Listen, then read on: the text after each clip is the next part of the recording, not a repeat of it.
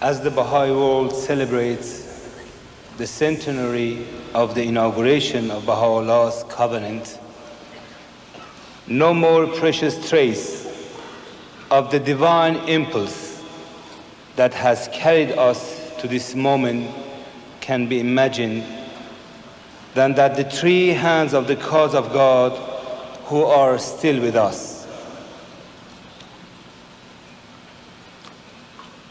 Amatul Baha Ruhi Khanum, immortalized in the matchless words of the beloved guardian as my helpmate, my shield in warding off the darts of the covenant breakers, my tireless collaborator in the arduous tasks I shoulder. Janab Ali-Akbar Furútan, whose qualities of mind and historic contributions to the rise and consolidation of the mother Baha'i community, of the Baha'i world, were crowned in 1951 by his elevation to the rank of Hand of the Cause of God. Janab Ali Muhammad Bargha, distinguished son of one of the most distinguished families in Baha'i history and trustee of the Huququllah, as that mighty institution spreads its canopy over the entire Baha'i world. The continuing presence among us of these precious souls is both a poignant reminder of the beloved guardian whom they served so faithfully, and the promise of the unfailing protection with which Baha'u'llah has surrounded his cause. For all time to come, their names and the names of the 23 faithful colleagues who served with them as chief stewards of the cause will be associated with the tribute penned for them by the Universal House of Justice itself.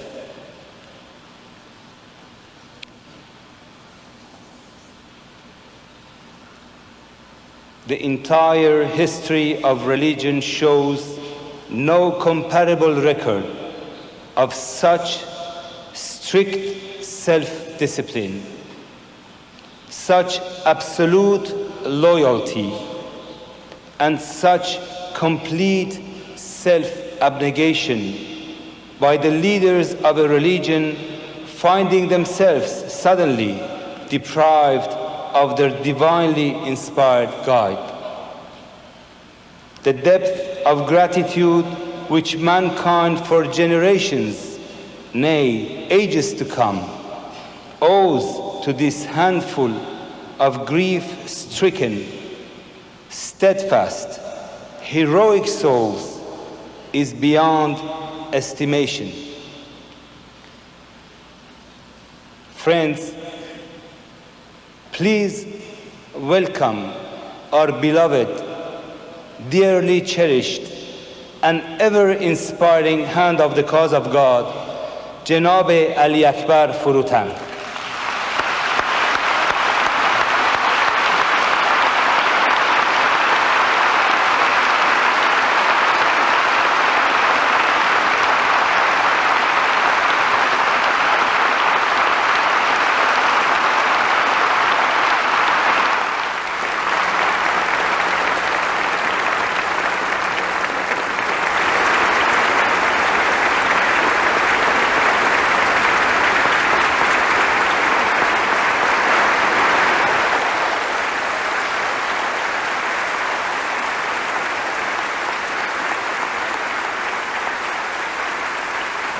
تمنا میکنم ابدا فکر وقت نباشید. تمنا.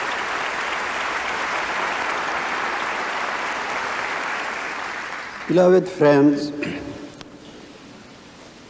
I remember in my youth when I was reading the tablets of Baha'u'llah, Abdul Baha, and the beloved guardian, I could find several references about the future of the Baha'i faith. In my youth, in those days, reading these tablets, it was only my hope. It was sometimes even dilemma for me when and how all these things revealed by Baha'u'llah, by Abdul Baha, by the beloved guardian will be fulfilled.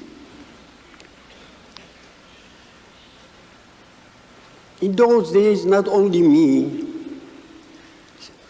maybe many of the Baha'is, they were waiting for future because it was the days of difficulties, of sacrifices, of martyrdom, and all kinds of difficulties. After 1953, that the beloved guardian instructed Hands of the Cause to participate in 4 intercontinental conferences, and I was one of them. I traveled around the world, 5 continents. I realized that whatever was revealed before in the tablets is gradually happening. Not all that I was expected in my mind, in my heart, but many of them was fulfilled. Now, for instance, I was witness of mass conversion in many areas. When Baha'u'llah says to Nasiruddin Shah, in the tablet of Sultan, as we call, سوف يفتح الله لمدينته بابا رتاجا يومئذ يدخلون الناس فيها أفواجا. Baha'u'llah said to Nasiruddin Shah that very soon God will open, it's my rough translation of course, the very large gate for his city, and in that day the people will enter to this city by troops. Then I realized now it's the beginning of that promise, of that prophecy of Baha'u'llah. Then I was witness for election of the Universal House of Justice in 1963. It was my hope, it was my pleasure to be alive and see this infallible institution coming to the existence. I saw that. Then I participated in first intercontinental all the world Baha'i Congress in London. 7,000 people were there. I said, oh my God, what I am seeing, could I imagine? It was illusion for me in my youth. Now I see 7,000 Baha'is came to the first World Baha'i Congress with different nationalities, different dresses, different backgrounds. Then I was witness for several things that it was just imagination. For instance, now I know that the cause of Baha'u'llah was spread in 125,000 localities. In those days, somebody would say that to me, I say, well, inshallah, God willing, for future, let us wait. But it happened. And not only Baha'i say that, Encyclopedia Britannica, giving statistics of religion, they say so. Then I'd had the great privilege in my life to meet the beloved guardian in the Holy Land. I meet the guardian in the Holy Land. I met about twice. First in 1941 and second 54. I remember one day the beloved guardian talked about Russia to us, to about 8-9 pilgrims.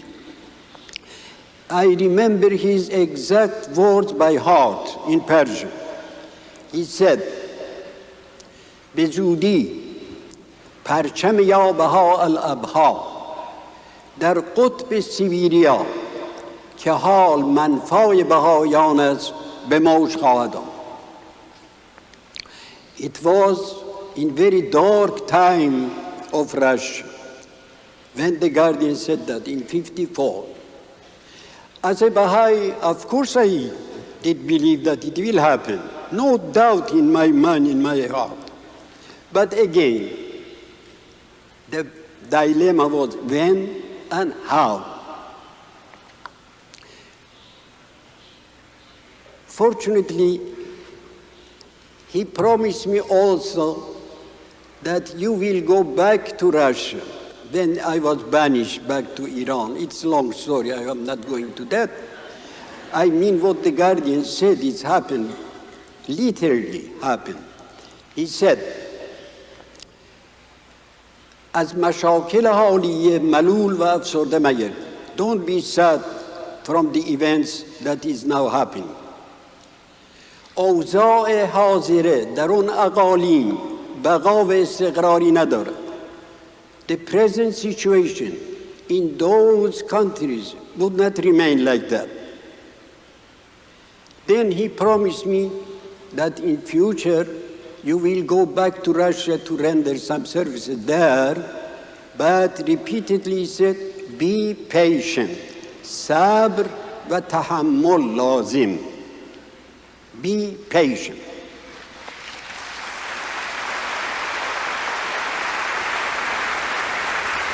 You know, I was patient. How many years? 6 years. 60. It was in 1930 I received this letter of the guardian, this tablet of the guardian, as we say.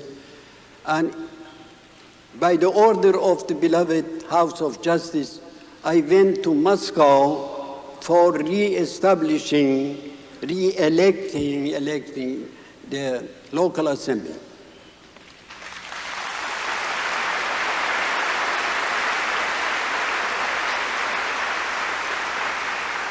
In 91, again, the House of Justice ordered me to go back to Russia for election of National Spiritual Assembly of Soviet Union.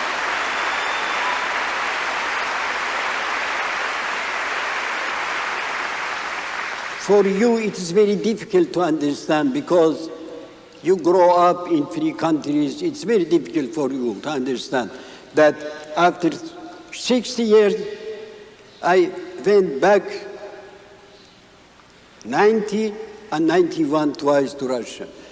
And 92, again, the House of Justice ordered me to go to not the former Soviet Union, to Baltic states and Hungary. And I went for Regional National Assembly there. It was imagination for me, illusion. I couldn't believe my eyes when I was there in my own university, in that country, that they pushed me back. They sent me just like this back to Iran. My point is, dear friends, whatever revealed by Baha'u'llah, by Abdul Baha, by the beloved guardian, many of them was fulfilled, and still we have so many things to do. I am now very thankful to Baha'u'llah that I am living in these days, meeting you where? in the Second World Congress, it could not be imagined to me that I will be alive to be in such beautiful, grandiose Congress and see by my own eyes all kinds of nationalities, background. You cannot understand my sentiments when I see all these things, because I heard from the beloved guardian it will happen. Now I am witness, eyewitness. I see by my own eyes.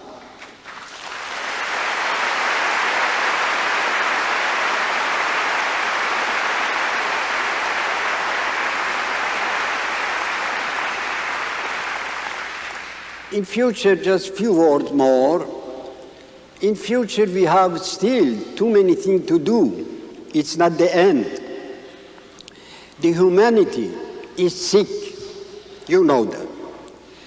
The divine physician for our age is Baha'u'llah. Only Baha'u'llah. When we say we should teach the faith of Baha'u'llah, what do you mean with that? We mean to purify the hearts of people from prejudices, from hatreds, from animosity, to prevent bloodshed that every day, every minute, even right now that we are here, is going on. To bring unity to humanity. This is Baha'i teachings. Baha'i teaching me to unite people, to prevent bloodshed, to bring them together, especially our youth, Baha'i youth, especially, of course, all Baha'is have this obligation, because Baha'u'llah says to teach the cause is obligatory for everybody. It's obligation. No one is an exception, no one. But the youth could do more, of course, could do more. When I was young, I could do many things that I am not doing that. You see, somebody should take my hand and take down. But I was all over the world, in 5 continents, in 55 countries, my dearest. When you are young, you should realize that it would not remain for you for all the time. Use that. Use your power, your energy to teach the cause of Baha'u'llah, to free people from bloodshed. That is expectation of Baha'u'llah, Abdul Baha, the beloved guardian, and now the House of Justice, expecting. They are waiting for us to do. And I beg you to have me in your prayers to live a little longer, a little, not too much. I know it's impossible. I know that.